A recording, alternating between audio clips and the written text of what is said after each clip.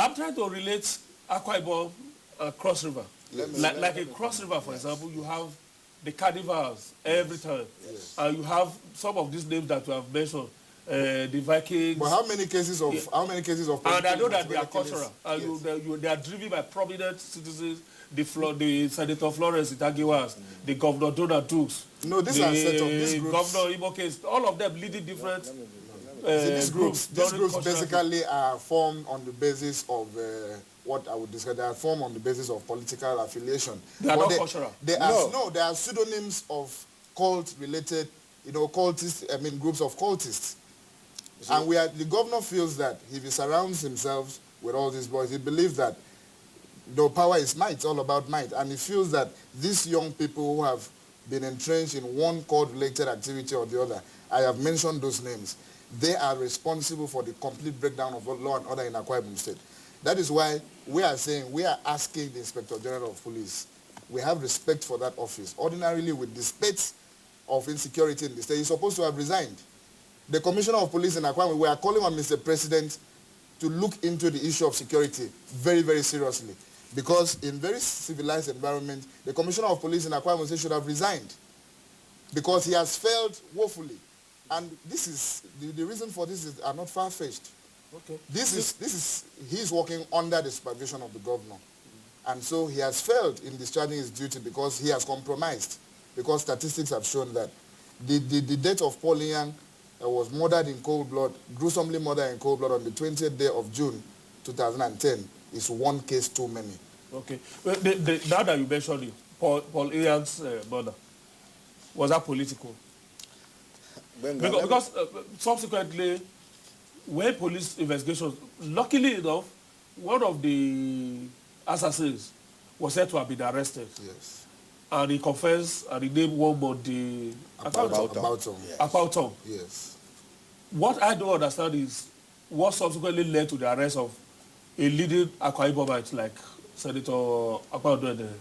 Thank you very much. So that gives the impression that some of these security issues in Akwa Ibom are political. Thank you so much. Let me be very pointed on this fact. And I want to back up just one step before I clear your question. You see, Governor Akpabio, 3 months after his swearing in, when he was sworn in, 3 months after, he inaugurated an amalgamation of cult boys under the name Youth Caucus. This inauguration ceremony took place in Governor's Office Annex, and the governor himself, Godswill Akpabio, presided over that ceremony. Now, this was an amalgamation of all the cult boys he used to get into office. When he entered office, because he promised them all sorts, he now brought them together and gave the name Youth Caucus, inaugurated them in Governor's Office Annex, and it was there in person, thereby giving the event an establishment protocol.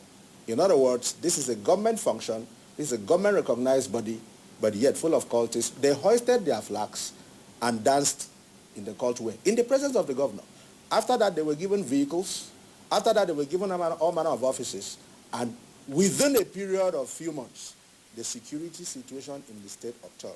So there is a causal relationship between this event, which was attended by many people. A government event is not a private affair. So there are several people have given the venue and the people in attendance. After that, there was a causal relationship between that event and the stupendous increase in the rate of crime, kidnap, and insecurity in the state.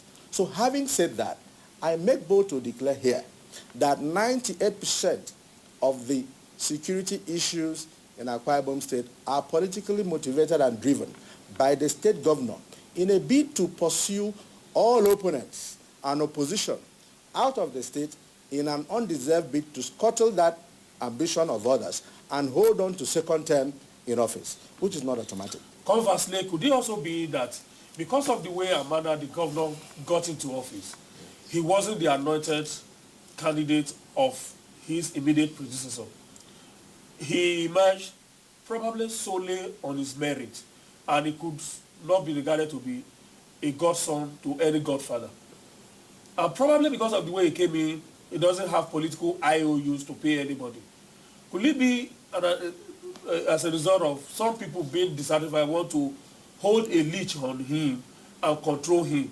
Are we that is not true. That's not true, because you see, Akwa Ibom State is a politically conscious environment.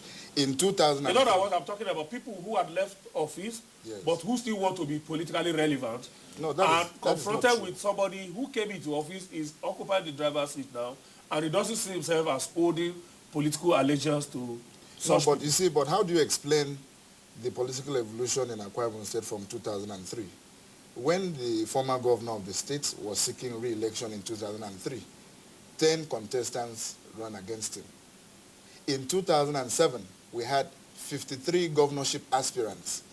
But in 2010, just a year before the next polls, the next election, we don't have any governorship aspirant contesting against the incumbent. Except, what is responsible for that? Does it mean that Akwa Ibom State... There are no, I thought people like Senator John Akpan there. But is he not going through political persecution because the governor feels that he knows it all and he must seek re-election by all means?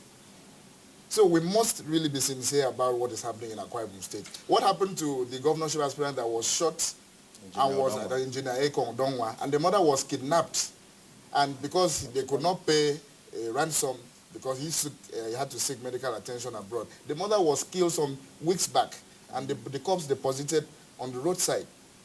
Is that still a function of political opposition, as the governor has said that political opposition in the state are responsible for all the killings we're experiencing in the states? That is not true.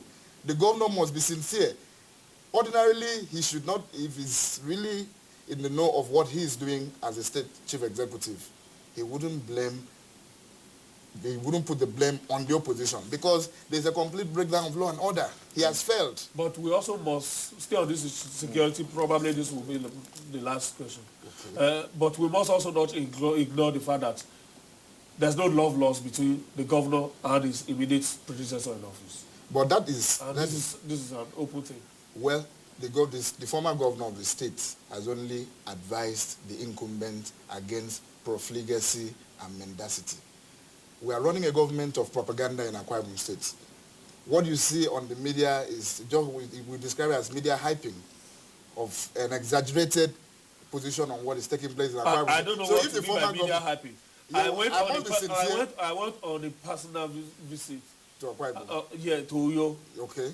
On the invitation of a friend to attend a function. So what did you see? And I saw some things. What did you see? I saw construction going on. Yes, at what cost? I decided that all these advertorials in the newspaper that I read every time, yes, questions Governor Akwa Ibom must answer. Yes. And some of those people will list those questions, yes, list those projects that they are not existent. I decided to be asking my friend questions. Yes. That this project, where are they? Did you see the independent power plants? You've been seeing... I didn't go to that one, but I saw the flyover that were under construction.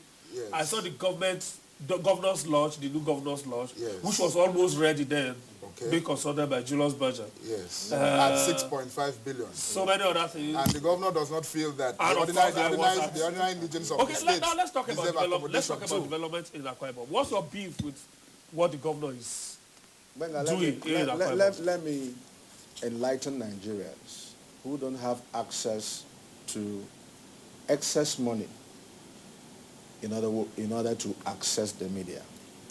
You see, for the festival of fallacies, there is no development at all. And I'll explain. Now, development and performance is relative to available resources. In other words, to whom much is given, much is expected. Governor Akwa Ibom has gotten over 1 trillion naira in the last 3 years. And I'll give you my sources. Very, very clear. Federal Ministry of Finance has made this easy. The website is there. In the last 3 years, the man has gotten over 800 billion in terms of direct federal allocation. In the last 3 years, there's been excess crude account sharing, which is foreign currency denominated over time. We have captured that. Not forgetting ecological funds, not forgetting internally generated revenue. When you pull all this together, which are empirical facts, you will arrive at the excess of 1 trillion naira for a state that has very small population, 3,000 something square meters, the impact should be manifest. But a hostile environment. Created by the man. No. I'm talking about the topography of this thing. No, we have the best topography. Let me clear this very Niger Delta is a hostile region. You can't compare our terrain to Bayelsa. So let me say this very clearly. Thank you for raising